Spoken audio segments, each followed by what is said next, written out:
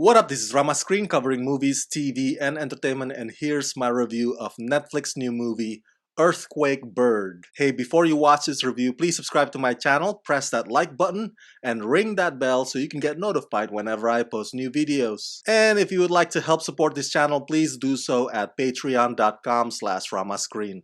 That's patreon.com/ramascreen. Let's rock this! First up, I would like to say thank you to Netflix for granting me the screener to this new movie. Now, Earthquake Bird is a thriller that, for whatever reason, does not know how to build tension. It's less concerned with the whodunit than it is with making us wonder the entire time what happened to that missing girl and creating an atmospheric psychological confusion on the part of the lead character, Lucy. For all the things that I do admire about this film, there are equal amount of things that I wish the movie would do more of. But unfortunately, Earthquake Bird settles for wandering around with no clear direction nor destination, and with an ending that's lackluster at best. Based on Susanna Jones' novel, written and directed by Wash Westmoreland, Oscar winner Alicia Vikander stars as Lucy Fly, a foreigner in 1989 Tokyo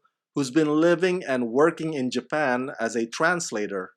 Haunted by her past, Lucy enters an intense relationship with a handsome local photographer named Teiji, but this passion of theirs starts to crack when a naive newcomer named Lily, played by Riley Keough, inserts herself among those two, and then suddenly Lily mysteriously goes missing, and the only suspect in the case is Lucy. I've never read the book by Susanna Jones, so I won't be making any comparison here. But to my understanding, this movie changes or alters a lot. Not just in terms of the conclusion, but also the origin of the character Lucy. By the way, that is one of the things that I admire about this film.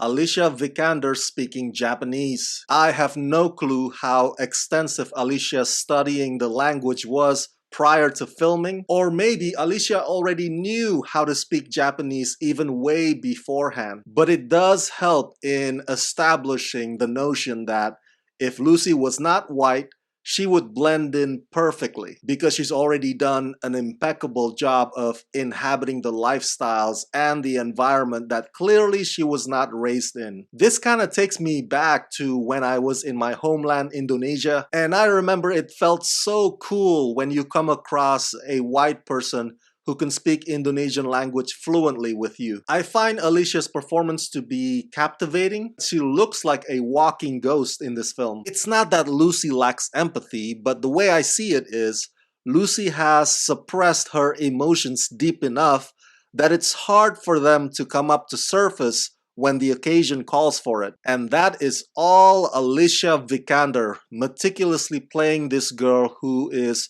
reserved but also seething with envy. So those are the few things that I genuinely enjoy about Earthquake Bird, but they don't make up for the things that make this movie subpar. To elaborate further on what I implied earlier, the murder mystery itself often gets lost in the flashback events that frankly waste time rather than contribute to putting the pieces together. As far as the film being an erotic thriller, aside from one hot and heavy sex scene, the chemistry between Lucy and Teiji is more cold and distant than convincing. At one point, Lucy tells Lily that Teiji is the only man who ever sees her for who she is, but the movie barely gives me enough reason to believe so. And the constant woe is me, I'm guilty self-pity that keeps oozing from Lucy is just irritating. And whenever the movie wants to morph into a psychological thriller where